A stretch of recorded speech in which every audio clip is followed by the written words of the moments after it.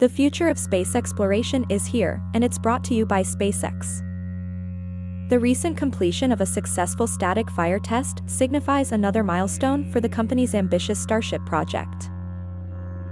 From SpaceX's dynamic Boca Chica, Texas facility, the third Starship prototype, SN10, testifies to the company's relentless pursuit of innovation. With its previous prototypes, SN8 and SN9, SpaceX has pushed the boundaries of what's technically possible, preparing for successful manned missions to the Moon and beyond. The static fire test, a rigorous pre-launch procedure, ensures that the Starship's engines can safely ignite during the actual launch. As we step into a new era of space travel, SpaceX is at the forefront, transforming the way we perceive and engage with outer space.